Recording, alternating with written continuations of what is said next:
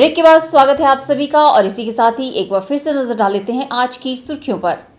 Headlines powered by के news साप्ताहिक समाचार पत्र जो रखे आपको आगे। को स्पॉन्सर्ड बाय स्वर्ण आभा ज्वेलर्स जो दे 100% शुद्धता की गारंटी और ब्लूमिंग वैली जो आपके अपनों तक पहुंचाए आपका प्यार। भाजपा कार्यकर्ताओं में छाई यूपी और उत्तराखंड में हुई भाजपा की जीत की खुशी। जयराम का कहना, भ्रष्टाचार खत्म करने के लिए जनता मोदी के है साथ। मिला जुला रहा विधानसभा में प्रदेश सरकार का बजट। कुछ का कहना, बजट में हर वर्ग का रखा गया ध्यान। कुछ ने बताया चुनावी स्टंट।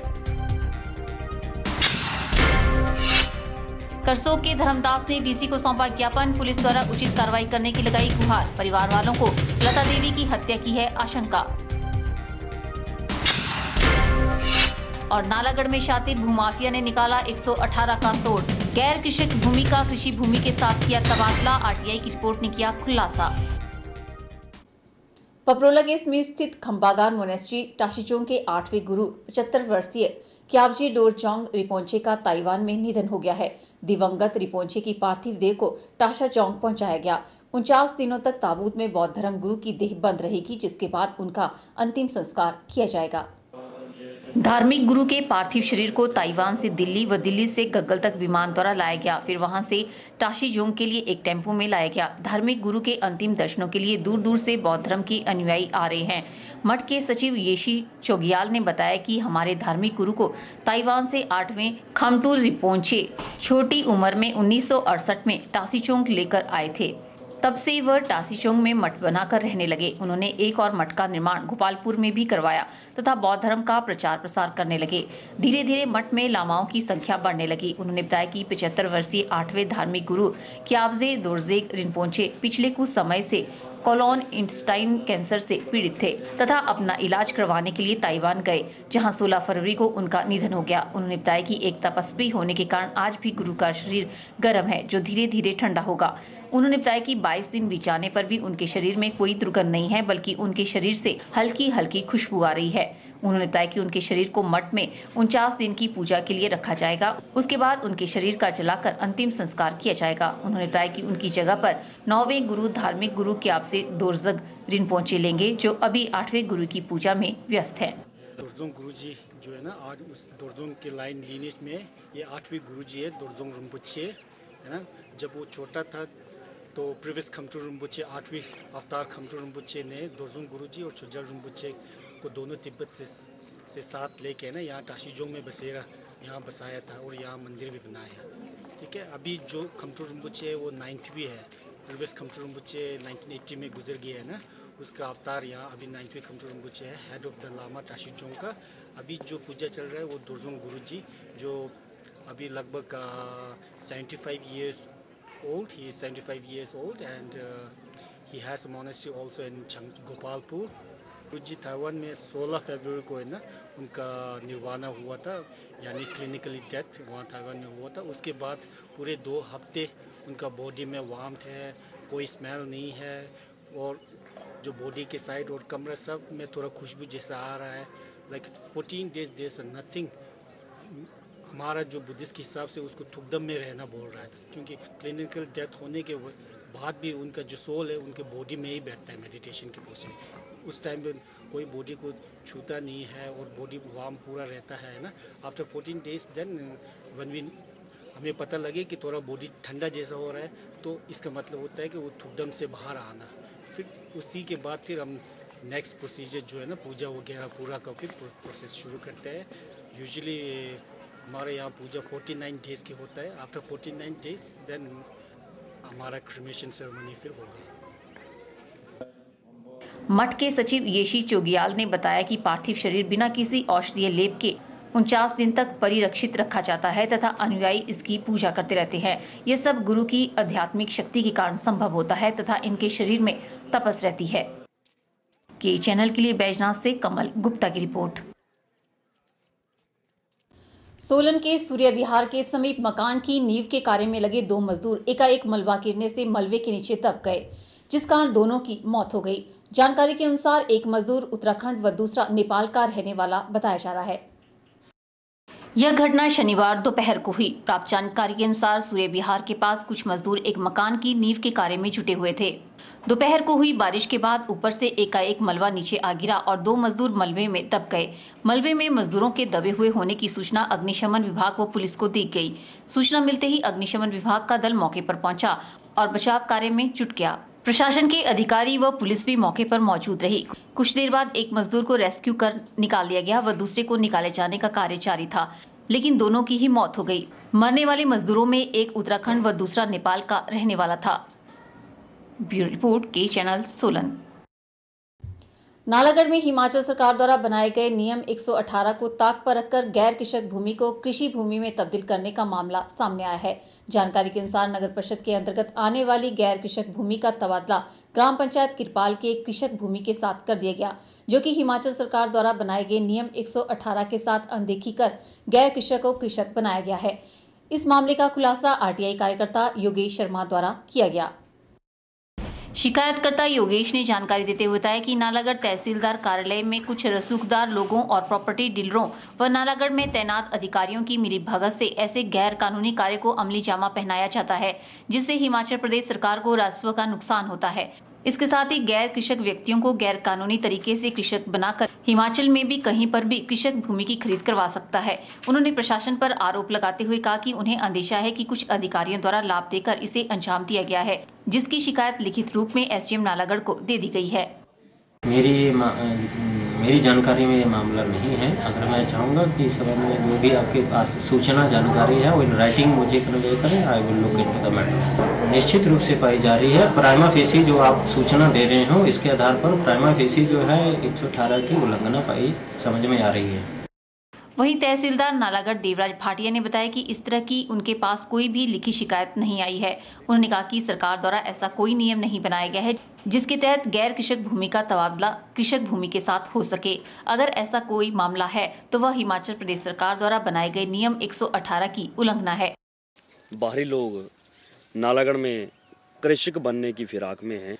नालागढ़ नगर परिषद से जमीन खरीदकर उसका तबादला गांव की जमीन से कर लेते हैं, जिससे कि उन्हें कृषि बनना आसान हो जाता है और वो कृषक बन जाते हैं।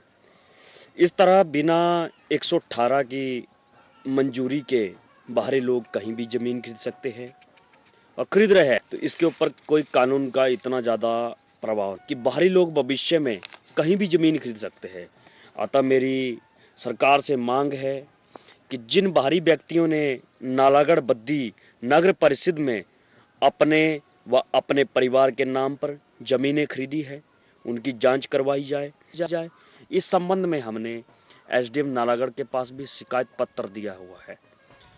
अभी एसडीएम साहब उसके ऊपर कार्रवाई करेंगे। अगर एसडीएम साहब कार्रवाई करते हैं तो ठीक है, वरना हम इसके बाद कोर्ट में भी इसकी अपील डालेंगे। के चैनल के लिए नालागढ़ से नंदलाल ठाकुर की रिपोर्ट। हमीरपुर नगर परिषद के दायरे में आने वाली जनता हाउस टैक्स 31 मार्च से पहले जमा करवाए, जिसमें उन्हें 10% की छूट दी जाएगी। यह आह्वान नगर परिषद उपाध्यक्ष दीप बजाज ने हमीरपुर नगर परिषद की जनता से किया है। नगर परिषद उपाध्यक्ष दीप बजाज ने बताया कि हमीरपुर नगर परिषद ने सभी वार्डों की जनता को हाउस टैक्स के पर्चे दे दिए हैं और जिसमें जिन लोगों ने टैक्स जमा करवा दिया है उनको 10% की छूट दी गई है और जो लोग अभी जमा नहीं करवा पाए हैं वे हाउस टैक्स 31 मार्च से पहले या 31 मार्च तक जमा करवा सकते हैं, जिसमें उन्हें 10% की छूट दी जाएगी। उन्होंने कहा कि जिन लोगों ने पिछले कई वर्षों से अपना हाउस टैक्स जमा नहीं करवाया है उनको नगर परिषद नोटिस भेजेगा। हर वर्ष की भांति हमने हाउस टैक्स पे 10% की रियायत की बात की है कि जो लोग 31 मार्च से पहले अपना हाउस टैक्स जमा करवाएंगे उनको 10% की छूट दी जाएगी। मुझे देखने में आया है कि काफी लोग इसका फायदा जो उठा रहे हैं, फिर भी अगर कोई लोग इसमें रह गए हों तो मार्च महीना की जिसकी आज 10 तारीख हो गई है, सिर्फ 20-21 दिन बचते हैं इस जहां उन लोगों को इसका फायदा मिलेगा। वहाँ नगर परिषद में पैसे आएंगे, वो लोगों के कार्य के लिए जो है वो हमें मिलेंगे। वहाँ विकास कार्य भी होगा और लोगों को 10% छूट भी मिलेंगी।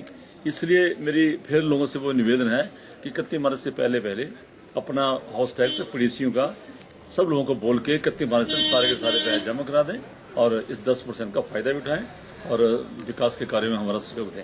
सर नगर परिषद कुछ लोग हॉट सेक्स देते नहीं है, काफी समय से उनका पेंडिंग पड़ा है, तो हम समय समय पर उनके विरुद्ध कार्रवाई करते रहते हैं। हम ये सारी लिस्ट जो है वो तहसीलदार जो रिकवरी से होता है उसके पास पहुंचाते हैं। के चैनल के लिए हमीरपुर से नवनीत बत्ता की रिपोर्ट। यहाँ रुकते हैं एक और ब्रेक के लिए। ब्रेक के बाद भी खबरों का सिलसिला यूं ही जारी रहेगा। आप देखते रहिए के चैनल।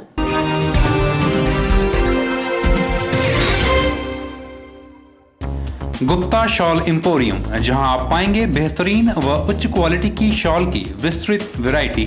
यहां pure woollen Kullu shawl, Kashmiri shawl, angora shawl, cashmilon shawl, feather shawl, pashmina shawl के साथ ही शॉल की और भी बहुत सी वैरायटी उपलब्ध है।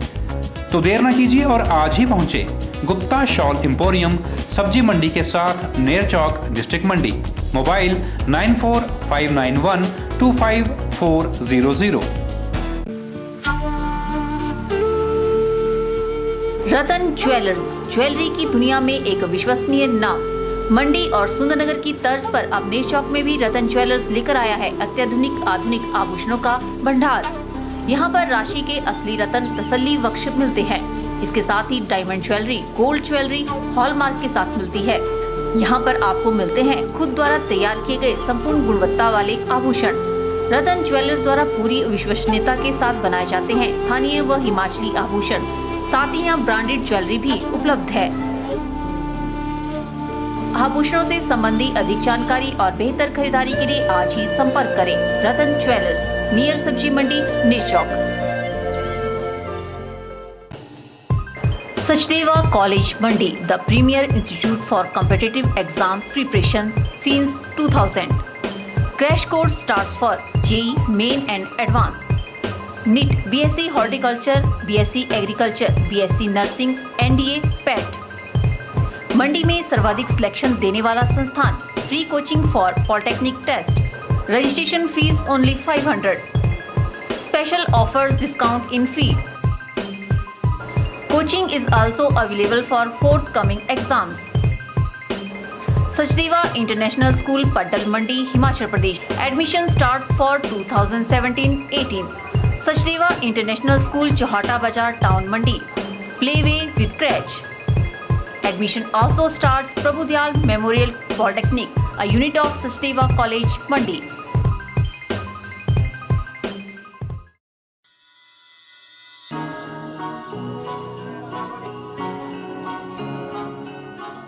बृंदा ज्वेलर्स, सोने व चांदी में एक विश्वसनीय स्थान।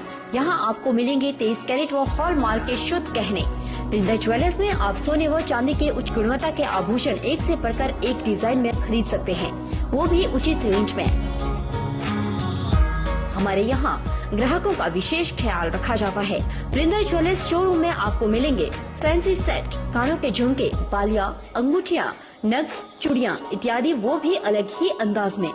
हमारे यहाँ लैब से टेस्टेड ग्रहों से जुड़ी राशि के नग भी उपलब्ध है। बृंदा ज्वेलर्स में आपको विवाह, शादी व त्योहारों पर भी विशेष छूट दी जाती है। तो देर मत कीजिए, आज ही पहुँचे बृंदा ज्वेलर्स, सोने व चांदी में एक विश्वसनीय स्थान। संपर्क 2/11 लाल भवन बिल्डिंग, सिरी बाजार, मंडी, हिमाचल प्रदेश।